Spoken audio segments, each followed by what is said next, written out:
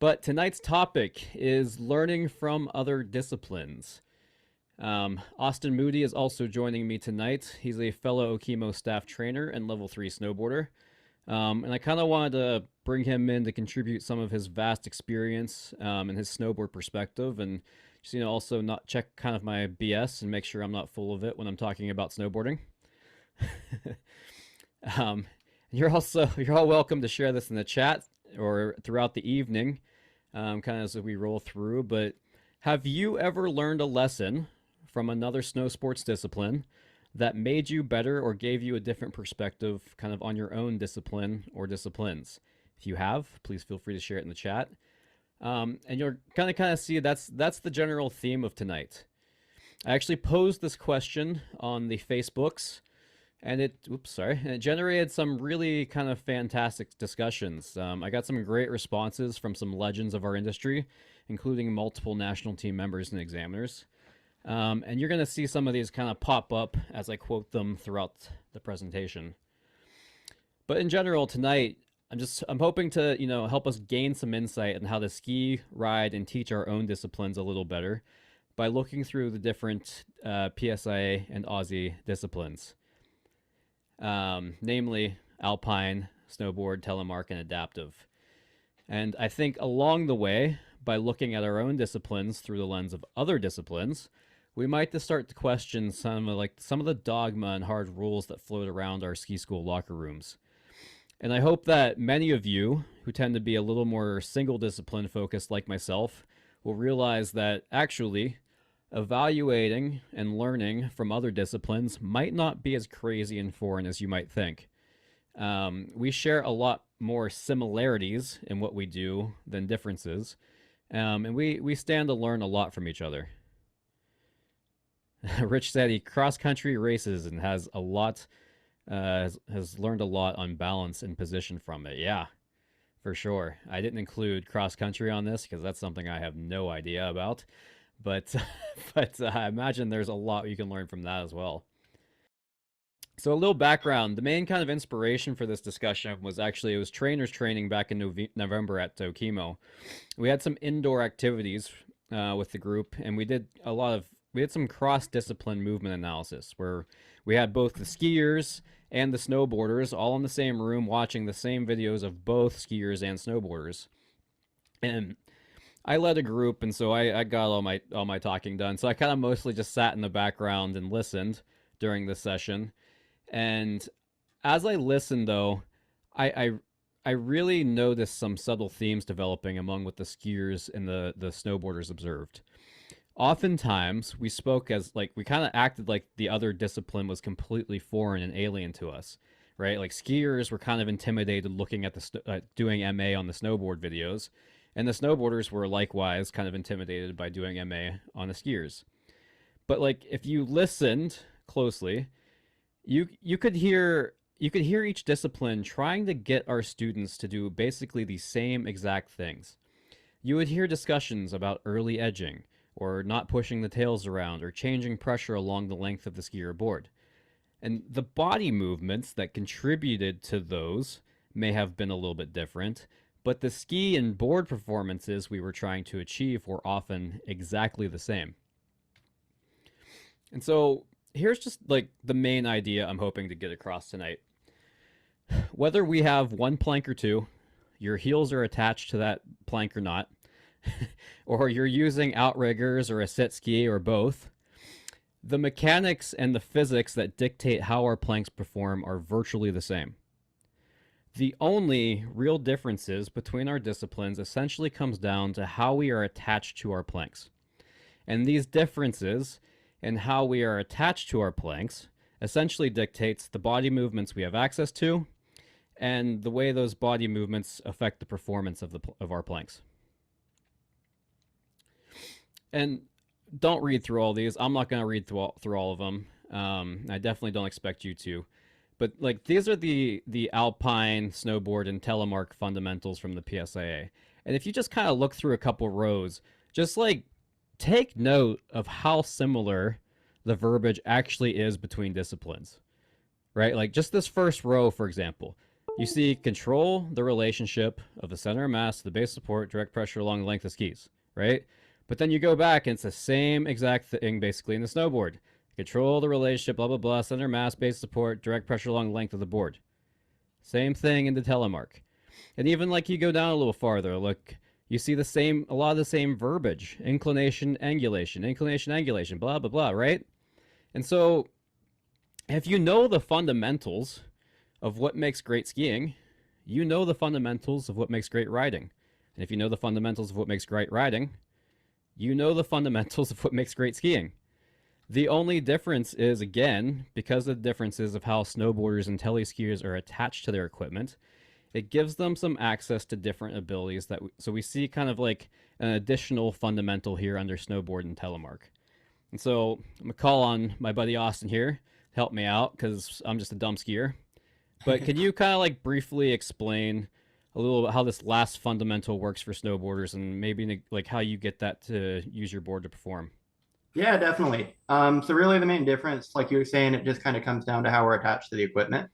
Snowboarding, we're attached in two separate places. So talking about the friction along the length of the board, say these are my feet right here. I can keep like a high edge angle, say on both of them. But then what I can actually do is either through like a flexion, extension, or rotation movement, start letting one foot kind of drop. And similarly, as you kind of expect on skis, by that happening, by putting that pressure there, I essentially have like one flat surface, one on edge. It's just going to start slowly sliding me forward. We use that a lot in the red yellow progression, just because if I have somebody standing across the hill on, say, the heel edge or toe edge, if I go straight onto my new edge, I'm going to catch an edge. You've seen that a lot of times on the carpet with snowboarders. It's a very common thing. So what we got to try to do is get them to have only one foot start flattening out at a time. Essentially, that lets them start drifting down the hill, generate that momentum, and then they can bring it right around. But yeah, we also use it a little bit more in like higher level riding. If we're coming across a hill, we can essentially set our new edge before we fully released our back edge, which just kind of helps us track a little bit better. Especially on ice, it kind of can help us prevent a little bit of skid there. Hmm. That's pretty cool. And you'll totally see an example of catching that toe edge later in this presentation. But similarly, thank you, Austin. Similarly, Telemark has an additional kind of fundamental because they have an additional point of articulation with the heels not being attached. So they've got another one here too. But overall, as you can see, generally speaking, we have far more in common than we do difference when you compare the different disciplines. And so I hear a lot of like common like dogma or these hard rules in Alpine that are spoken as these universal truths or ideals, right? I often hear things like fore and aft pressure is about being centered or creating even pressure along the length of skis, or things like inclination is bad, angulation is always good. Or, oh, hey, they come up too much in transition or they extend too much in transition, and that skier's head should stay at the same level all the time. And like, what's funny is a lot of ski instructors, if they saw just a random skier coming down the hill, like looking like one of these folks, um, they might presume they're back seat or they're tipping and banking a little bit too much. But if you back up and consider the desired outcome of what they're going for and actually look at how the ski or board is actually performing relative to their desired outcome, it might change your perspective a little bit, especially when you consider these are photos of three of the winningest and most successful racers of all time. Got Michaela here, of course, Marcel Hirscher, and Ted Ligety. But as far as snowboarding is concerned, Austin, is there any like common dogma or rules you hear floating around that really isn't as universally true as some people believe? Yeah, there's definitely some of that going through. A lot of it I kind of find relates to those beginner lessons, where we're just talking about what's that twist. We really try to get people on that front foot to bring the board around. But as they progress, there's definitely some situations where being that front foot heavy can kind of throw you off. And one of those would be like the big laid out carve. We don't necessarily need to move way to the nose of our snowboard to get that to happen because we have the momentum already with us, make kind of help make that turn happen. Sometimes all we need to do is go to the middle to the back of the board. And then one that's also kind of been affecting me recently is I've always heard about keeping my back kind of straight over the board, body over the board. One thing that I've kind of found recently had like a little bit of an aha moment in my riding is in the air. If I want to get really tucked because I have long legs, it kind of, when I start bringing my knees up towards my chest, my hips come back. And I almost have to let my chest, or not my chest, but like my spine kind of arch a little bit over my knees to Yeah. maintain that balance. That was something, yeah, I'd been kind of following the dogma a little bit too closely for a long time. Hmm. Differences in proportions because you're tall. That might come up later. Yeah. um. So yeah, thanks. So like humans, like we seem to have this inherent need to have like this defined right or wrong style answers to everything. Like just look at the news, right? And think like how the greater population tends to talk about the news. Like we always have to pick a side, and we always try to paint incredibly complex topics as black and white, or we always try to define things as good or bad, when often there is far more nuance to these discussions that we choose to ignore. And snow sports instruction is no different. It's like we want these answers to what is the right way of doing things versus what's the wrong way of doing things. But the simple reality is there's so much nuance. I often warn a lot of new instructors when navigating the seas of advice from seemingly experienced instructors is to beware of those who speak in absolutes, right? Anyone who suggests that you always need to do this or this that way is the only way to achieve a certain outcome is often ignorant to the vast array of options at our disposal. And I think adaptive instructors are some of the best people at like killing dogma in snow sports. There is in adaptive there is whoops. Sorry there. Back up. Like anyway, in adaptive like there is no real versus ideal necessarily. There's a student and a piece of equipment that student wants to slide on. And the focus is on figuring out how to get that piece of equipment to perform the way they want to based on what the student is physically capable of. There's no like your hands have to be doing this or your body has to look like this. It's simply you're here, you want to be there. Let's figure out how to accomplish this. I really, in going through when I posed this question, I really like this thread of discussion that popped up in the post that I made. Katie here suggested that we oftentimes get distracted by creating a picture. We have this idea of what a good skier or rider is supposed to look like, but the reality is in modern teaching, we have no final forms or one way to accomplish a goal. And then Mike Ma responded, who's a member of the adaptive national team, suggests that we should prioritize outcomes over dogma. The fundamentals are simply variables or ingredients that we use to work towards the service of the outcome, as opposed to, say, just doing it the textbook way. If someone can accomplish the same outcome in a different manner, should we really be focusing on changing that with a student? Why is my version of ideal more ideal than their version? And I think the lesson here is that sometimes we get a little distracted by the overall picture that we're trying to see when a skier or rider comes down the hill. And again, I think this is something the adaptive world is far better at ignoring than most of us. But even like if you look at snowboarding and freestyle, there's a bit more of like an individual expression element that tends to make them, I think, a little bit better than some of us skiers. And just like an example of this is just I have a regular client at Okemo that I ski with. And he loves to ski at 70 miles all day, every day, and rip down the hill.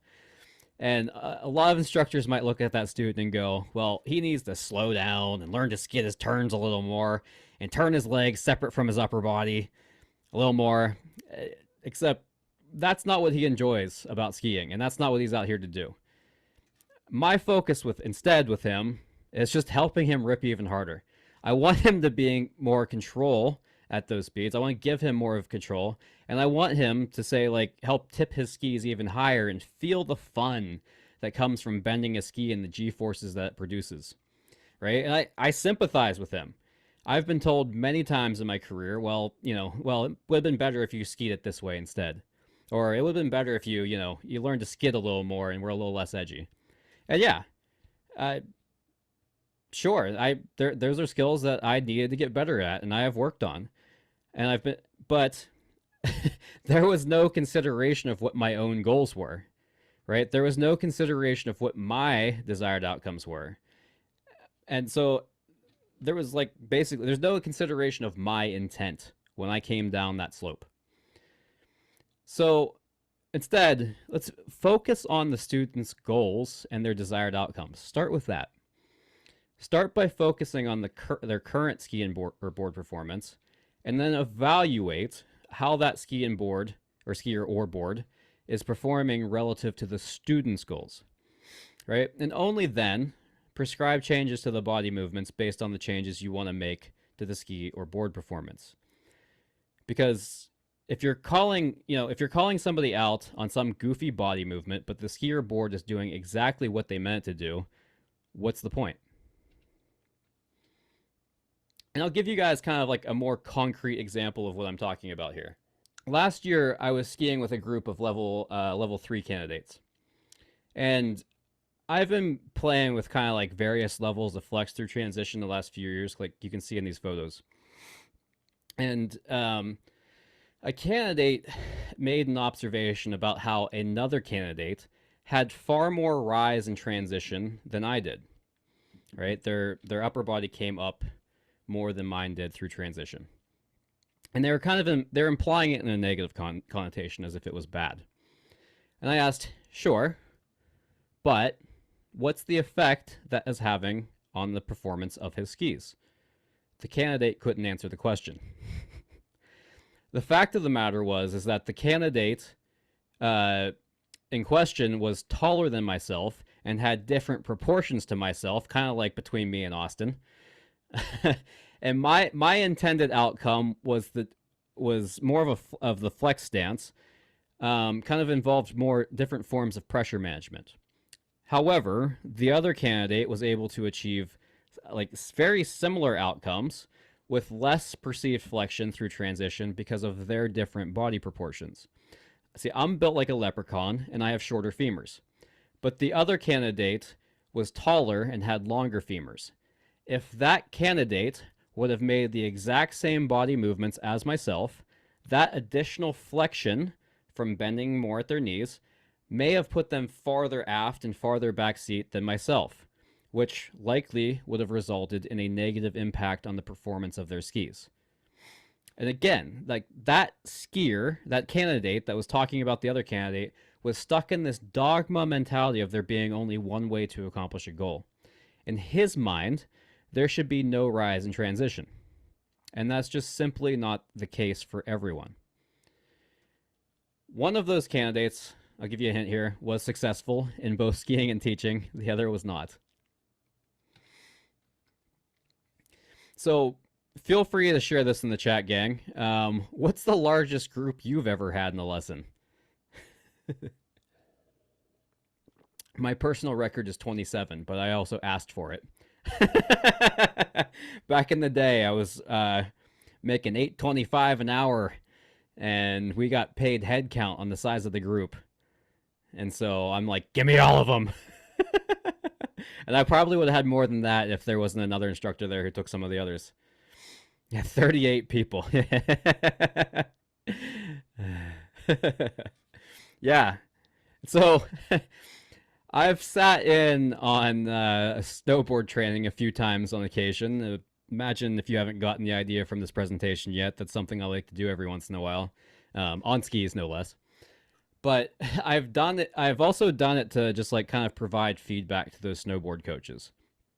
And when observing some of those coaches, a piece of feedback that came up was on their group coaching skills. I noticed that like while they were absolutely amazing coaches, like impressed the hell out of me, they often got fixated like on one student at a time. And I never really thought about it like as a common theme among snowboard instructors until like Austin and I were talking the other night. And Austin, what'd you say about group management as far as like skiers versus snowboarders were concerned? Oh, yeah, I definitely think it's not something we think about a ton. You guys were just putting in some of your numbers. I think the largest class I've ever had is like 13, and that's not very common for me. Yeah. Usually a group of kids, if I get a Mountain Explorer class, like five is kind of a big group for me on Mountain Explorers. So I think it's just something we don't really think about as much. But when I watch like big ski groups, it's something you guys have had to kind of like figure out a bit more than us. And I think we just kind of, yeah, talking about things we can learn from other disciplines. I think skiers are really good at group management. And it's I want to kind of watch a little bit more and see how they can kind of engage the whole group with one concept versus a lot of times I kind of feel like I'm teaching like a couple different private lessons. It's just all going on at once. Yeah, that's just something I was thinking about. Yeah, no, I love the thought. It's just something that never even really occurred to me, but it's true. Like back when I was in management at my old ski school, um, we would teach literally teach snowboarders how to ski so we could give them work. Like the just the group sizes and the amount of snowboarders we got through the ski school just was not that many, relative to the number of coaches we had. But I think like kind of like one of the best ways to break this down is a real life example. Um, so like this season, I really wanted to take the lead on some of our level two prep at Okemo, and because I personally think that's the most difficult and demanding of the assessment prep groups as a trainer, and I wanted that challenge to help make me better. Like with level one candidates, you know, they usually have a lot of common things going on. They're mostly first year instructors. And then level three candidates on the other end of the spectrum, they typically have a lot of experience, but interestingly, there's also a lot of common threads in what's holding them back.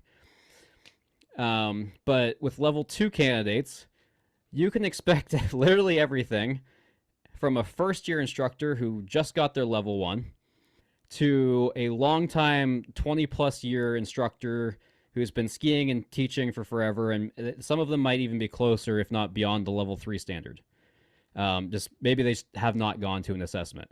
And that was basically the group I had this past Sunday, right? I had first year instructors who were struggling a little bit. And then I had somebody who I would not be surprised if they could pass the level three. So how do we handle this? Well, this is actually just going to kind of reinforce what we just talked about what we focus on when we're looking to teach our students from the last section.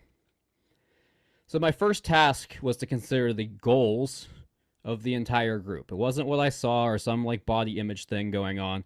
I wanted to know what the goals, what were they trying to get out of the day? What was going on? Most of the group was actually already signed up for an assessment coming up here soon. So prepping for that was obviously a big priority. Some of the group was just there for general skiing and teaching improvement, but there was also some conditions du jour considerations, as we had just gotten dumped on with probably almost a foot of snow. Darcy can attest to this. She was there. And every run on the mountain was basically a variable bump run with just a few sheets of scraped off ice sprinkled in here and there just to add a little spice. So some students in that group, they struggled a little more with maintaining balance through the conditions, while some of the others navigated it pretty effortlessly. So by all means, in the normal lesson, this would be the textbook definition of a split, right? But generally speaking, in my opinion, there's not a good reason why we shouldn't be able to handle a group of like this as instructors. So after like just considering the goals of the entire group and observing like the ski performances of each individual in the group, we can then evaluate each group member. What's their current ski and board performance versus where are they trying to get to? And so this allowed me to kind of break the group down into a few categories. A good portion of the group mainly needed some refinement in their fore and aft like pressure management. There was a lot of joints opening and closing, and not because they wanted them to. The conditions were kind of knocking them around and controlling their body instead of them being in control and controlling their skis. But there was also like a few oddities in the group, particularly with two folks going for their exam. One group member traditionally likes to use a lot of like tipping and banking without a lot of angulation when it might be more appropriate. And then there was another group member who initiated in particular their skidded turns with a rotation of the shoulders and drop of the inside shoulder, which also caused a bit of tipping to the inside. And so looking at those two in particular, who were very serious about their exam, these put a little bit of a red flag in their ability to demonstrate certain fundamentals at their assessment that I wanted to address. So can we find some common threads here to work on as a group, right? A lot of different things going on here. And so, in the ideal world, the perfect world, we can find something the entire group can improve upon. That's the best case scenario. There's a common thread, everybody's got it going on, and we can all do the same thing together. And so while most of my group had a common fore and aft issue, I also had a couple of oddities in there that I needed to engage and address. And so I've got the tipper and I've got the upper body rotator. How can I tie them into this? So what basically happened was the theme of the day became keeping certain body parts moving and carrying a certain functional tension in certain muscles. And so one of the things in like skiing, riding, whatever, many body movements contribute to the success of multiple fundamentals at once. Like it's not just one fundamental that a body movement contributes to, they influence a lot. And so I don't want to get too deep in the technical weeds here, but essentially we focused on creating tension in the ankles, the hamstrings, and the core. And this tension and movement of certain body parts at different parts of the turn helped the group keep moving with their skis as the terrain bounced them around, instead of having their skis, like say, move down the hill without them or shoot out from under them, which makes it pretty hard to control. And same thing in snowboarding. You untail your board, pretty hard to start a new turn. But we also used this tension to help lift the inside half of the body of my tipper. And then we used that tension, also used that tension to help prevent the rotation of the shoulders of my rotator. And that allowed them to create a strong upper body for the legs to turn against and allow them to demonstrate more upper-lower body separation. So by creating kind of like a focus on moving certain body parts at certain times and creating tension in certain body parts, and like having that knowledge of how those influence the ski performance in different ways, we were able to kind of create a focus for the whole group that addressed different needs for each individual. And then we kind of put the icing on the cake by using an activity called stork turns, where you just you pick up the tail of the inside ski. So if I'm making a right turn, I'm picking up the right tail. If I'm making a left turn, I'm picking up the left tail of the inside ski. And so those with the fore and aft issues would get instant feedback through the task because it's hard to keep the tail in the air when we're too far back, right? But then those with the tipping issues would end up dropping the tail of that inside ski if they move too far with their body inside and put too much weight on that ski. And then my upper body rotator, similarly, because he would rotate with his shoulders and drop his shoulder, when he did that, that would also cause him to drop the tail of his ski. And so everybody was kind of getting feedback about different things, but from the same exact task. And then on top of that, as we gained some mileage by practicing the task, some students were really nailing the task, while others were still experimenting, right? And so I allowed those who were still kind of struggling with the task and still experimenting a little bit to just continue as is. But I also scaled the task and made it harder for those who wanted more challenge by asking them to say, change the radius and now make it shorter. Because before that, we had just been doing longer radius turns where it's easier to draw out the movements, but then we started turning it up a notch by closing the radius down shorter and shorter. So like, it's easy to end up with like a group of 5 or 10 or more and end up teaching like multiple different lessons to one group. But then it's also harder to keep the entire group engaged when you're busy focusing on only one part of the group. This is also how we end up with like groups scattered all over the hill, since some of the group members may wander off kind of doing their own thing while you're still working behind with other group members. And when we get to this point where you have different group members doing very different things, or maybe on different parts of the hill, it's way hard to actually watch everyone and keep providing continuous individual feedback. So keep your groups, if you have something like this, kind of just in the same realm, but customize the task or the focus for the individuals. Find those like common threads the whole group can kind of work on together, but then like scale your tasks to say different skill levels. And then generally speaking, keep the group together, just using that common thread so you can just keep providing feedback to everybody, but just customize it to each individual in the group. So A cool little perspective that's about thinking about snow sports that snowboarding has provided to me is just the idea of manipulating friction along the length of our skis or boards. And this might not even be exactly the way snowboarders think about it. This just might be my stupid little engineer nerd brain, the way it interprets it. But I think I think it may be a bit of a function of only having like one plank, and because of how they're attached to it, they can twist the board, as Austin was explaining earlier, and essentially manipulate friction by having a different edge angle on one half of the board compared to the other. That higher edge angle, I think Austin might have explained this earlier, but that higher edge angle on one half of the board creates more friction, causing the side with a lower edge angle to slide faster down the hill. And we see this like even in the early stages of a beginner lesson through like a falling leaf. Austin, can you explain like a falling leaf in like the context of snowboarding and how like the function of twisting kind of affects that activity? Yeah, definitely. So yeah, like you were saying, it's kind of interesting thinking about it in terms of friction, because it's not definitely like a word I normally think about for it, but it's 100% accurate for sure. I kind of think about it in terms of like flattening out one side. But yeah, that's essentially what we're trying to do. As I said kind of earlier, if we flatten out both feet, we're just going to catch an edge, and you've all seen us do that before. But we almost actually like move pressure onto the foot that we want to start going down the hill, which is a little bit different. Some, as I understand it, you do it in the ski. But basically, by applying more pressure to say this right foot right here, I can start moving my center of mass over it. And even though I'm putting pressure on that part of the board, I'm releasing the friction, which allows me to just start sliding that way. At which point I can like say, lift up that toe, re-engage friction, bring it back around, leaning back onto this left foot, flattening out, releasing friction, bringing that foot back up, right back to a stop. But yeah, it's essentially because I have my feet strapped in on two different starts of the board, I can vary it very much between the tip and the tail there, very deliberately.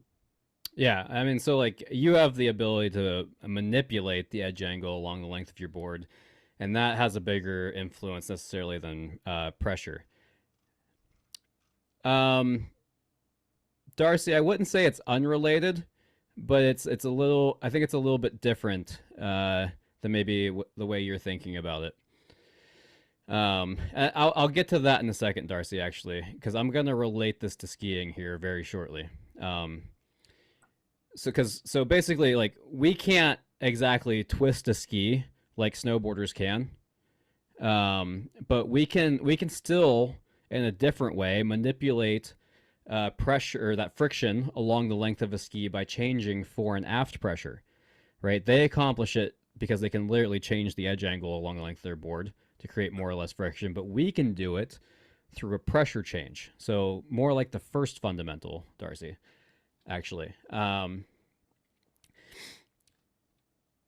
even in freestyle skiing, they even do some of this, and they actually do create different levels of friction along the length of both of their skis. Um, as you can see, like one tip's higher than the other, and they can use this to help create or slow down rotational forces on a very slick rail or box.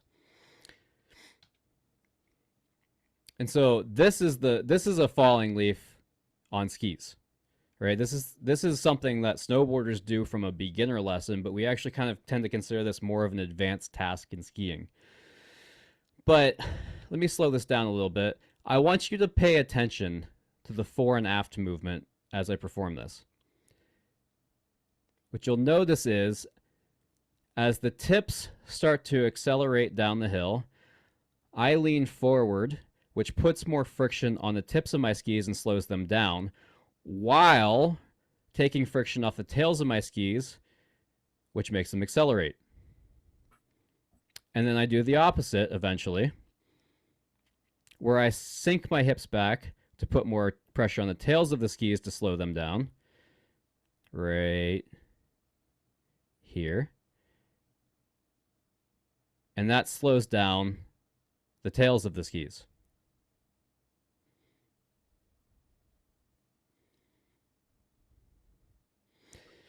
And I even took like kind of the falling leaf out of it. This is a little bit of a all over the place. This was some of the stickiest snow. Of course, the snow was sticky when I'm trying to do a side slip. But you can see as I lean back, the tails slow down and the tips go down the hill. And when I lean forward, the tips slow down, but the tails go down the hill.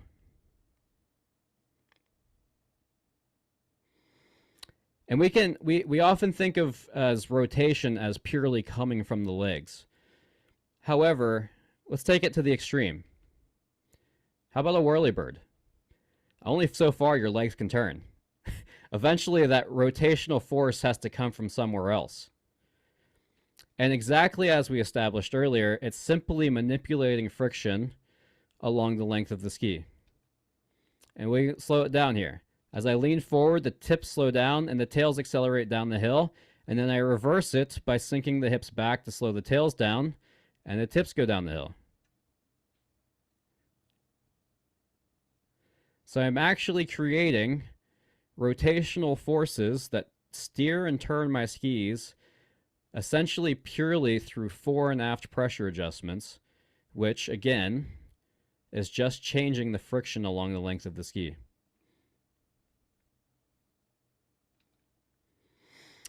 So how can we, like, apart from these, like, goofy little tasks, how can we apply this concept to our own skiing and riding? Here's one example.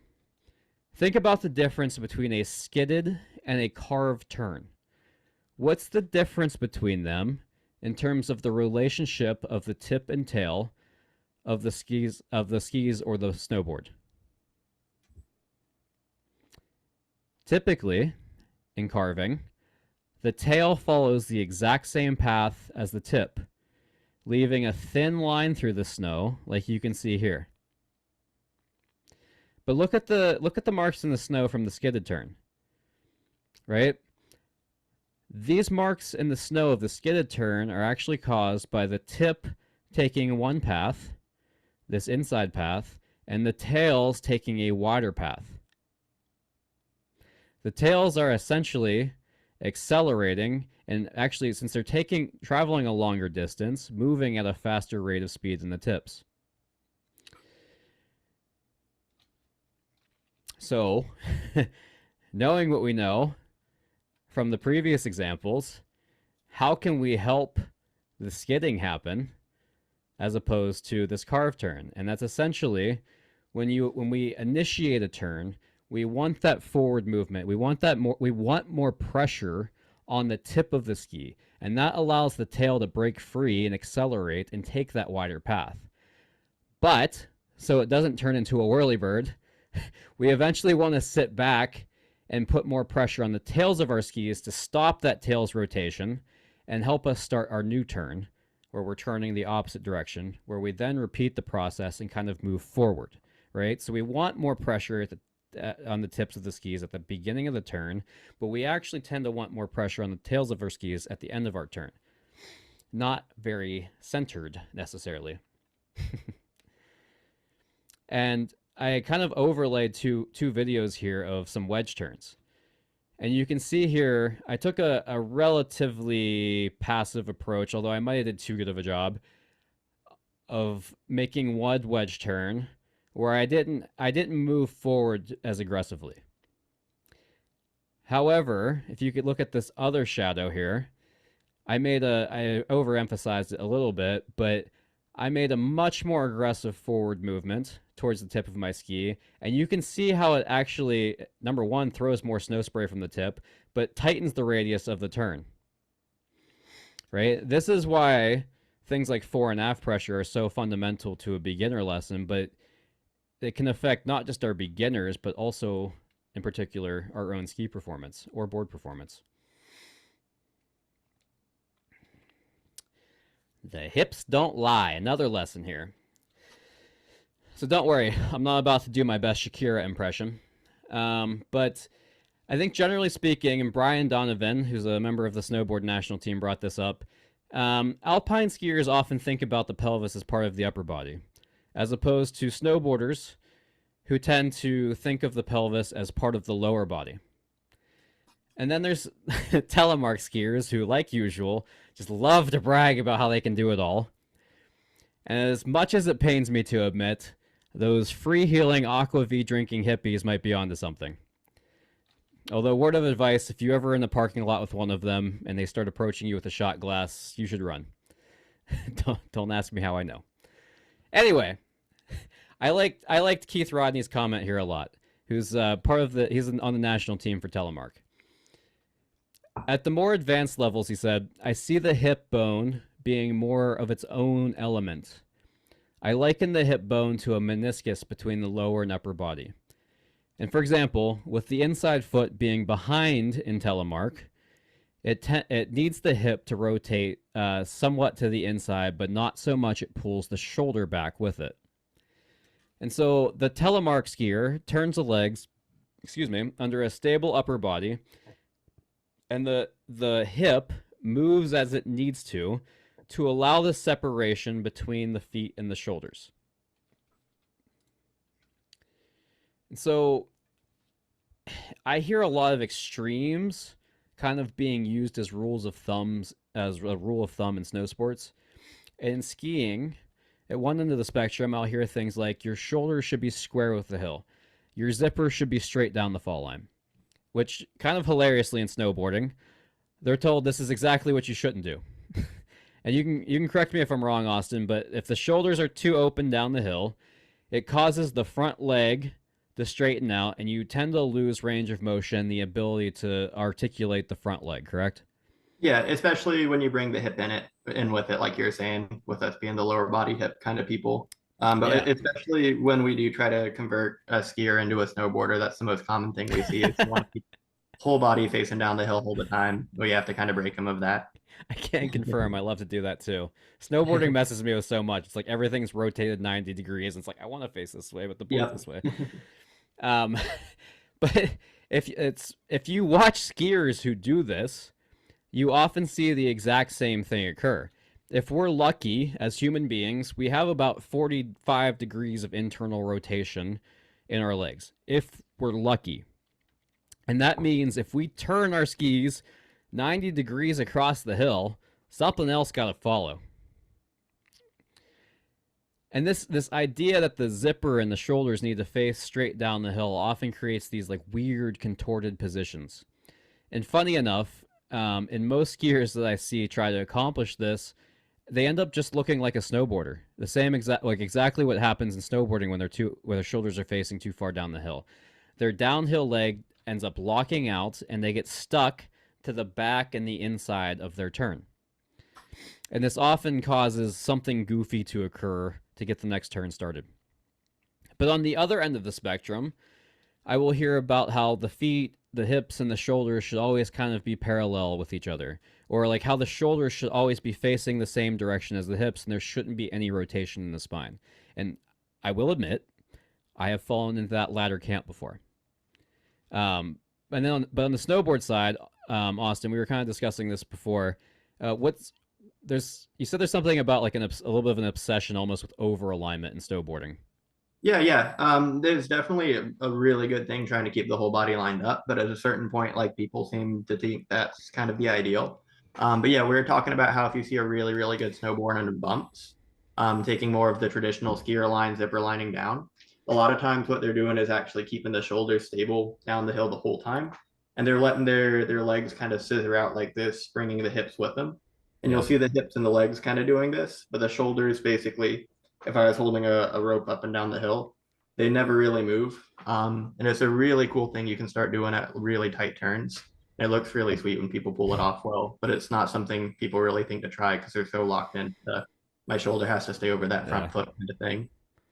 Yeah, I mean, I can confirm that in person watching, again, is Brian Donovan, a part of the snowboard national team, he was one of our selectors for the skiing Eastern team tryout. And he came ripping down one of the really hard mogul runs at Killington, doing very short radius turns, like almost basically the zipper line, like we do in skiing. And it was amazingly smooth. There was none of that over alignment stuff going on that you talked about.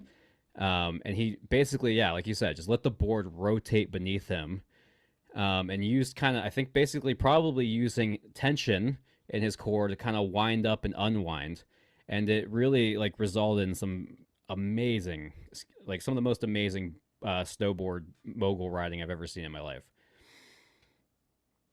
And I think a great example of a skier who's he's helped break some of these extremes for me is George Flynn of the PSI national team. If you ever get a chance to ski with George or his twin brother Bart, do it. It's like watching an amazing artist do their work. But I'm not sure if you've ever seen one of those pictures I see floating around where like people will draw lines over skiers to show how perfectly aligned and parallel all of their body parts are. Um, but I did that with George.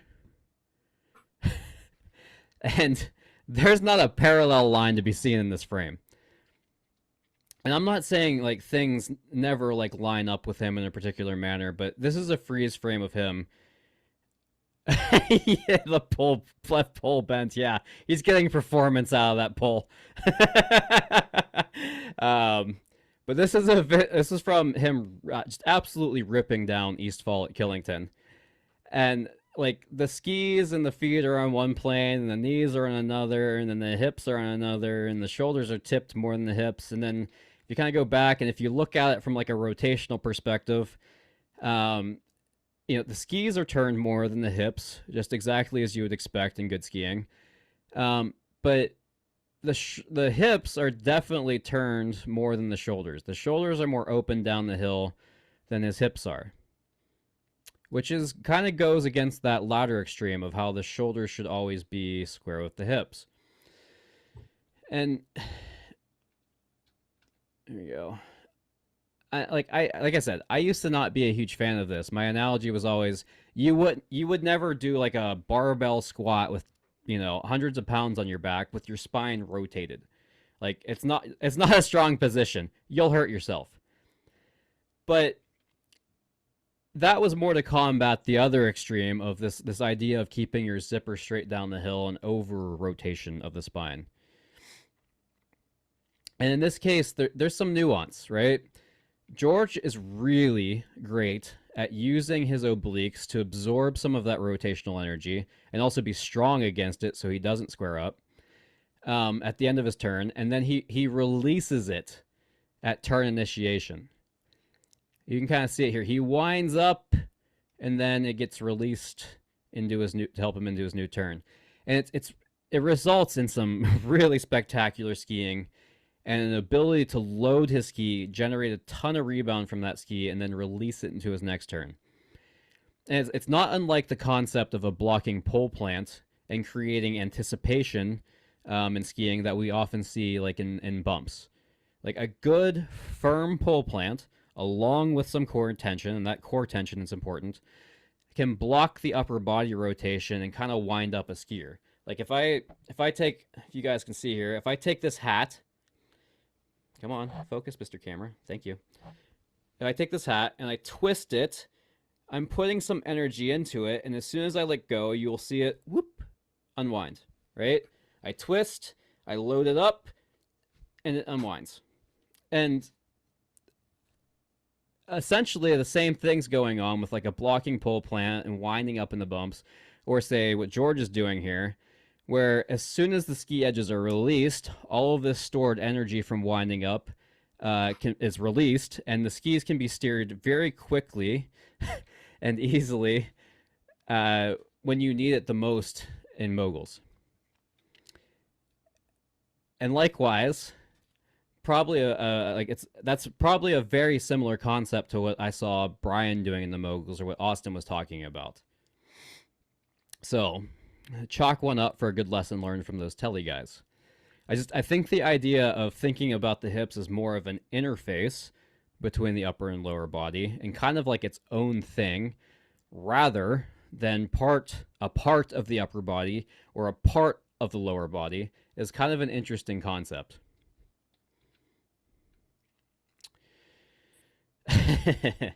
So another kind of lesson here is a little bit about empathy. So I personally believe that all good educators should spend some time trying things they suck at. It's pretty easy to forget the cognitive, emotional, and physical struggles our students go through when we ourselves never leave our comfort zone. This is it's a wonderful photo of baby-faced Brandon here, from almost a decade ago now, trying snowboarding for the first time. And just like Austin explained, what happens when you don't initiate your turn with a twist, I caught my downhill toe edge and absolutely slammed. And sure enough, my friends were not concerned about how I was. Their first instinct was to grab a camera, and I knew that, and so I struck a pose and made it look good, or at least as good as I could, and not like I just ate it. But one thing that's been far more humbling in my experience was my wonderful girlfriend Audrey introduced me to climbing, and as a guy who has a natural fear of heights, needless to say, it's been a learning curve to say the least. And this was a video actually of climbing at New River Gorge in West Virginia. And on top of the anxiety from my fear of heights and falling, a wasp decided to harass me while I was on that wall. And if I have one irrational fear in life, it is bees and wasps. And that was that was basically the end of my day. I was just like, nope, I'm done. This is it. And that's an experience that a lot of our students can go through sometimes though too, right? They're new and they're suddenly experiencing likely maybe not having friction under their feet for the first time in their lives, and they're relinquishing that control that they're used to having. And on top of that, they've got, especially if it's a busy weekend like we've got coming up, MLK weekend, and you've got people buzzing past them, that can create an enormous level of anxiety on top of what they already have, and make learning difficult. And we can forget that sometimes because we take that for granted because we're so used to this environment. And if there's one thing that I look at snowboarders and realize you all do significantly better than us, is man, do you guys bounce really well. I have never seen a group of people so good at just eating it over and over and over and then just getting right back up and trying it again until they get it. Here's the thing. We should we should go to assessments and tryouts in a performance mindset and show up to training in a learning mindset. Unfortunately, and I think this is particularly predominant in the ski world, we often show up to assessments in a learning mindset, trying to fix our technique on the fly there, but then we show up to training in a performance mindset, trying to show what we got to our peers or showing off to the chairlift. It's kind of like it's an ego or just this fear of failure that gets in our way. And I really love something that my yoga instructor Marnie starts every class with. It's not yoga perfect, it's yoga practice. And we're all here to practice at our own levels and just get a little better every day. And it's a mindset that I would love to see more of on the slopes. One last thing I'd love to see a little more of on the slopes is just kind of more of a focus on what our students and our peers do well. I ran a training group where I asked all of the group members to pair up and find something that your partner does well. And we all skied down and we skied down a run, and the group members took turns performing MA on each other. And when we got to the bottom, I asked everyone to share what they saw. I literally I had to get through about 4 or 5 group members before I finally got someone to actually say a positive remark about another group member. I think we have this habit as instructors sometimes to search for what's wrong rather than what's right. And one of my favorite people in the PSA has quickly become Josh Hagen, who's an examiner and an Eastern team member. And unlike the overcritical cesspool that social media can be, every comment this guy leaves on Facebook is praise. When we focus on what people do well, we can build upon it. We can expand upon it. We can make it better and use it to help direct the focuses of our lesson. And one of the most awe-inspiring moments I've had as a member of our organization was at a large Aussie level 2 and level 3 assessment at Stowe a couple springs ago. And I've literally never seen an event where so many folks who were not successful left smiling. there was so much positivity in the air over just putting themselves out there. And there was so much cheering for individuals making progress and maybe say like they were now banking parts of the assessment that they maybe didn't pass on a previous attempt. Like it was a genuinely like inspirational moment for me as a skier, and I think we have a lot to learn from that. Try to make it an exercise to focus on the positives, both in your students and while watching your peers, but also yourselves.